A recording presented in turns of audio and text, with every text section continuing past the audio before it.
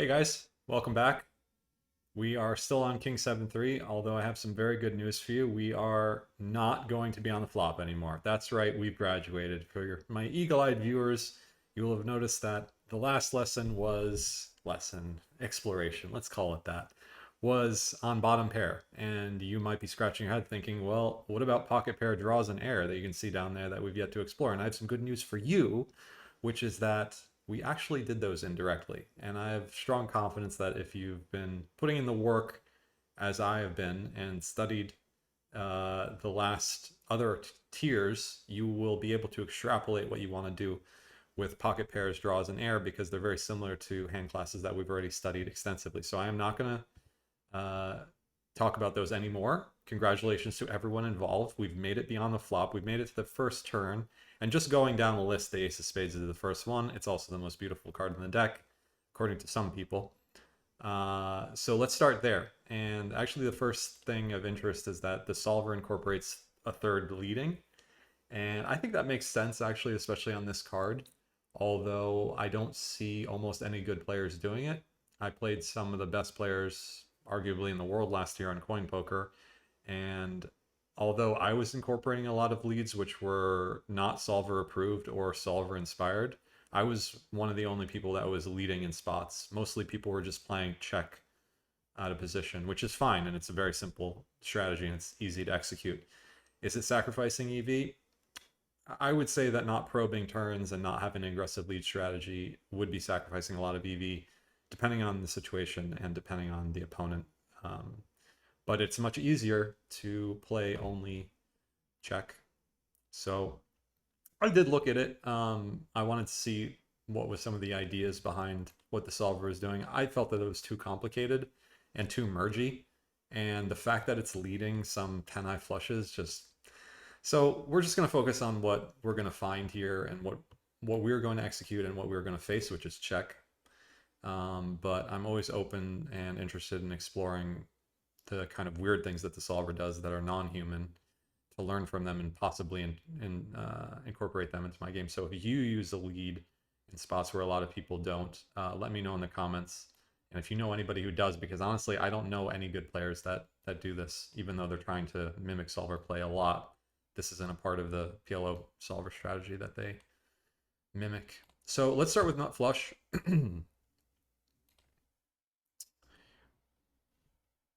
Facing check. So we're supposed to bet 75% of the time, and we're finding a lot of bets with hands that I would check back quite a bit, which would be hands like top set, top flop set, as well as top set. But there's some checking back with top set on the turn. So let's breeze through these a little bit. Let's get the idea. So blocking no pairs and having nut flush, we're just always betting. And then this I'm going to check back a bunch, but the solver's actually betting it, which I get it. They're supposed to have a lot of sevens and threes, and they turn some ace king and ace seven. So we do get a lot of value, but in human land, I have to say emphatically, I'm not betting this hand. I'm getting too many turbo folds when I have three kings and nut spades. So I don't really bet that. And anytime I have nut spades here, blocking only one pair, it's an automatic bet. That's one heuristic. And then having three spades plus the three is pretty bad for betting. And I agree with that in practice. Also, you're going to be getting a bunch of folds. But I like betting this hand way before I bet king, king. Because I think human players they kind of find more calls with hands that maybe they're not supposed to when I have these kinds of cards, I feel like. So yeah, blocking no pairs, I'm always betting. Only blocking the middle pair, so that's fine. And then having aces up, I like check. And the solver agrees with me. I agree with the solver, blocking no pairs. Yeah, and then I wouldn't mind betting this hand, actually, because I unblock all the pairs. But we are betting pot in the solver, so we would be generating a bunch of folds. Okay, so it agrees in the air. I think it likes having the 4-4.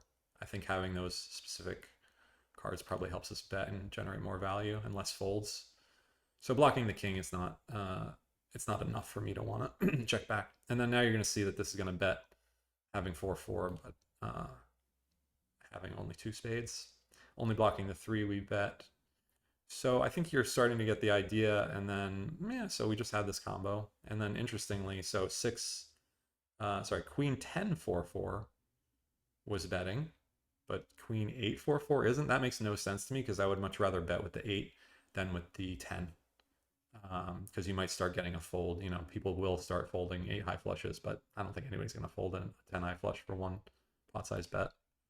No pairs, no pairs from the board. Set. So this one is where it gets interesting to me, and I would just do a bunch of mixing because the solver's checking back some 7-3, the solver's betting some 7-3, the solver's checking back some kings with flushes, the solver's, so it's a little bit of mix. I'm gonna bet ones like this that are unblocking King X and Ace X, and then I'm gonna check back ones like Ace King and Ace 7, King 7, but not 3-3. Solver agrees, no pair, bet that shit. Same thing, so you already get this heuristic. And then, yeah, with the 3 spades, I think it's checking back a lot, especially having the 3 of spades is pretty powerful. It's that single, we keep talking about the 3 of spades in all these episodes, and it's just such a pivotal single key card. So just blocking a king, bet. I'm going to stay on this a little bit longer because it's just so important to get this right. But I do think we're getting the idea. Queen Jack of spades, but no pair, only blocking the king. So it's really important to get this right. It's important to get nut flush right in general, whether it's a single raise pot. It's probably more important to get it right in single raise pots because the majority of the pots we play are single raise pots. So while 3-bet pots are bigger, the percentage wise, we're probably putting in more volume in most matches, unless they're crazy 3-bet happy matches. So this one, yeah, I mean, does it really matter? I think just always check back with 3 spades if you want to have some slow plays, and or mostly.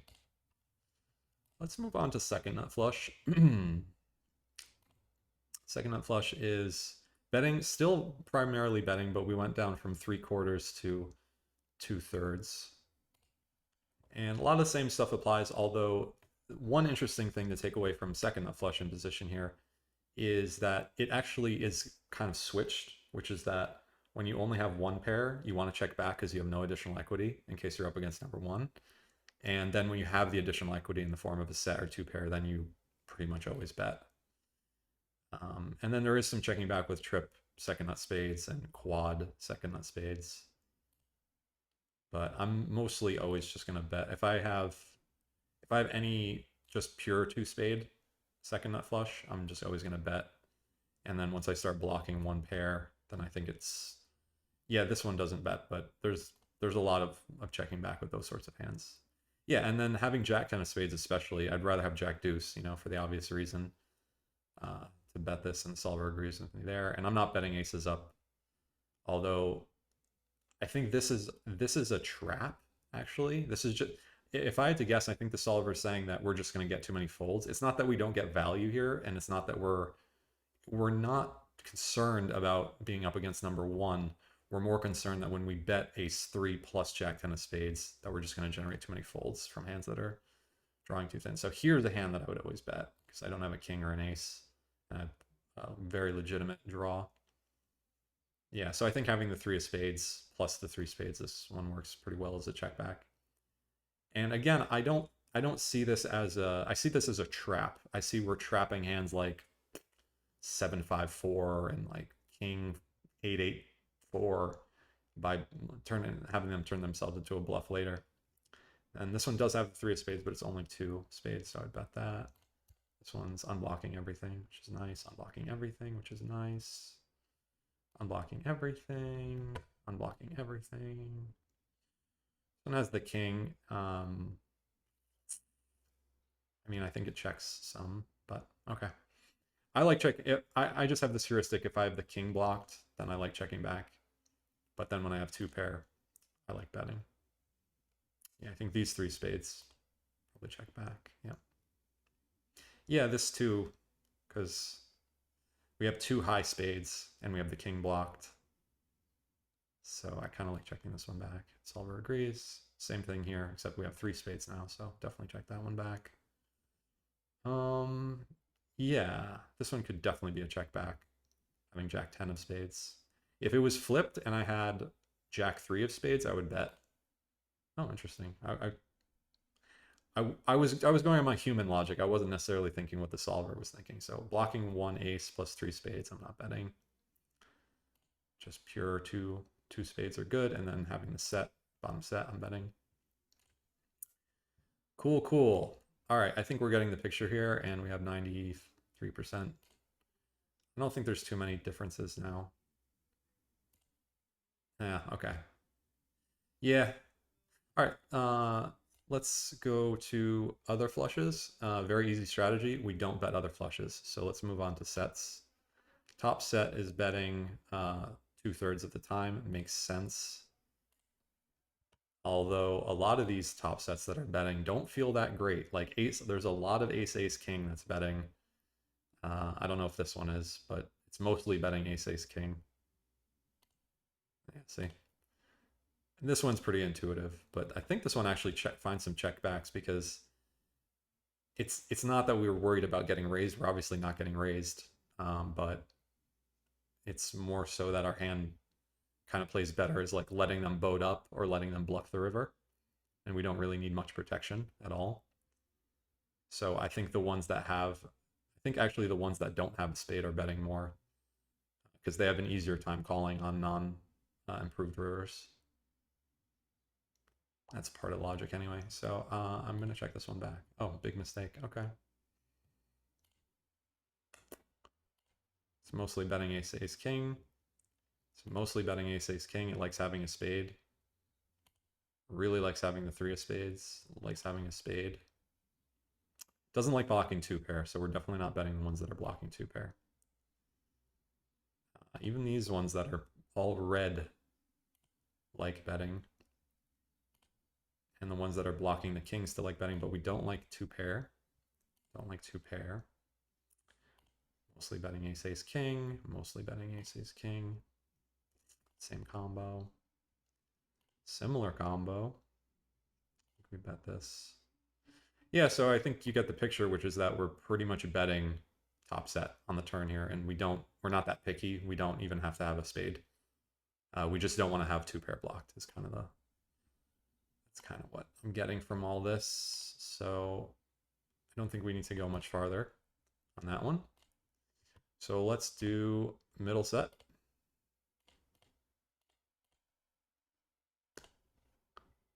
I wouldn't bet too much sevens or threes here. And I would not bet any of them that have a board pair for sure. Could make an argument from betting middle set with no spade blocker, but apparently it likes betting. I don't know why, but it likes betting 9-7-7 deuce, 8-7-7 deuce, queen 7 deuce apparently, sort of stuff. Not sure. There's some removal going on there. Kings with no spade. Yeah. So it'll bet hands. It'll bet hands that are worse than sevens with a straight draw, but not sevens with a straight draw. It's pretty interesting. I think kings with a spade we're gonna bet, and I would do that in game as well. Don't think we bet with red kings only.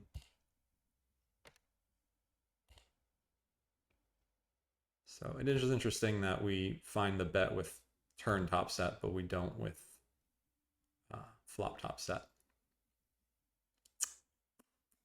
9-9-7-7.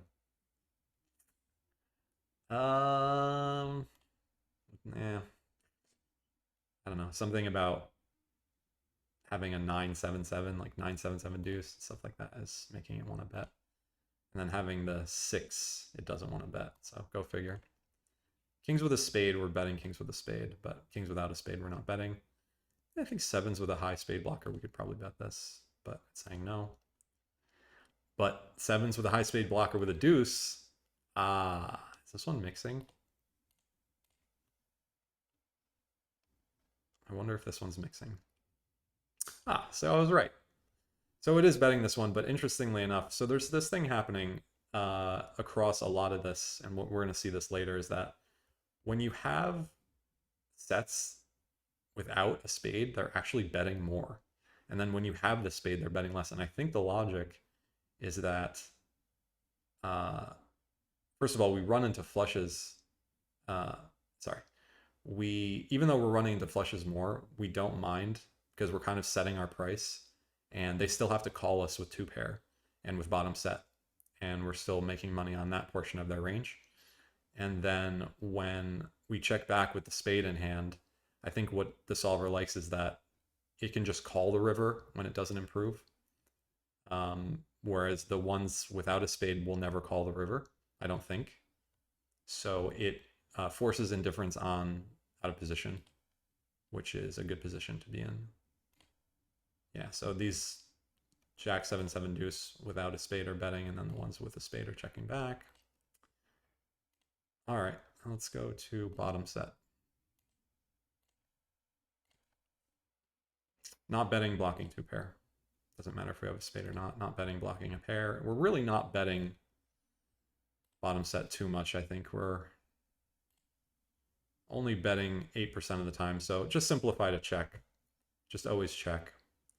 And 2 pair we're never betting. And 1 pair we are going to bluff with, actually. So let's look at a little bit about what sort of 1 pair we want to bluff with. It's mostly checking 1 pair. So I think it makes sense, the kinds of 1 pair that we have. We want to have wraps with a spade, basically. We don't want to have double gutters with a spade.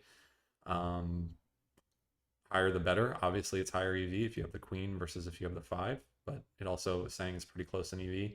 Having hand like 5-5-4 deuce here to having queen jack 10-7, which is interesting.